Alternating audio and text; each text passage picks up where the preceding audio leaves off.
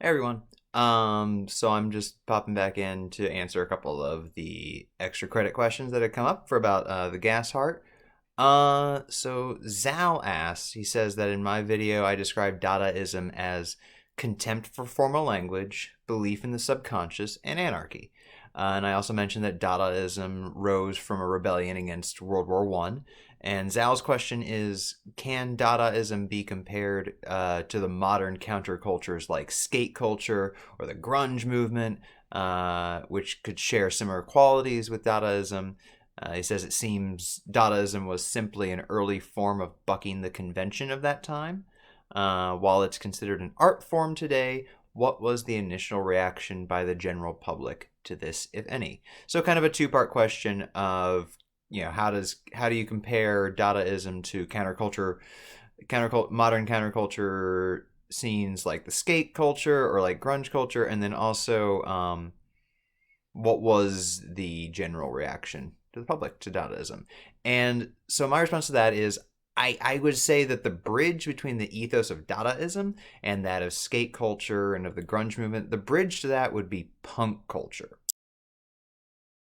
I mean, there's a lot of other factors and inspirations in those movements that are happening, but a lot of early punk had that undercurrent of contempt, not just for the societal figures being sung about, but also just for the very act and art of music making. Take for instance Sid Vicious, from the Sex Pistols. Sid Vicious allegedly learned to play the bass the night before they recorded their first album.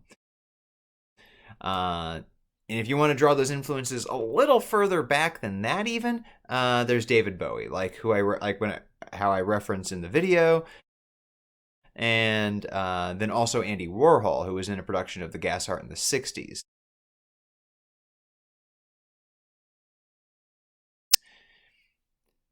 So you kind of look at that kind of counterculture stuff as well. And a lot of counterculture branches out of Bowie and Warhol, including punk.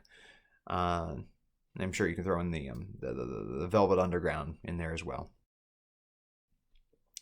And then as far as a general public reaction goes to Dadaism, the art form fit in with the avant-garde. They just fit in with the avant-garde movement, with some artists gaining renown, like Marcel Duchamp, Man Ray, and many more just going on to influence other artists. But in terms of, it wasn't like, oh, now here's Dadaism. It fit into the kind of the flow. And Dada performance was a small aspect of Dadaism in the whole. And Dada performance, however, was pretty limited to the cabarets and soirees, so those tended to draw like-minded crowds.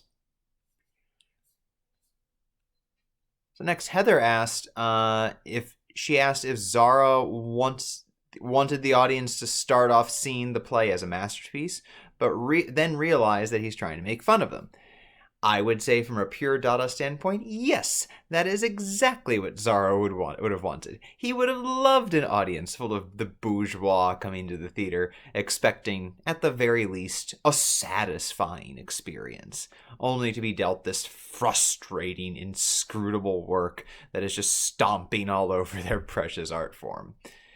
However, that, kind of in part of the purity of Dadaism that broke things up towards the end, he also knew how a play like The Gas Heart was going to be performed and who would be attending, and that they would already be predisposed to such a work. Again, going back to the cabarets and the soirees drawing like-minded audiences, many of which were actually literally the artists in Dadaism. So yeah. So other than Tristan Zara being kind of an egotist, I doubt he fully expected his audience to view his play as a masterpiece and then pulling a bait and switch with each performance. Otherwise, he wouldn't have produced it multiple times.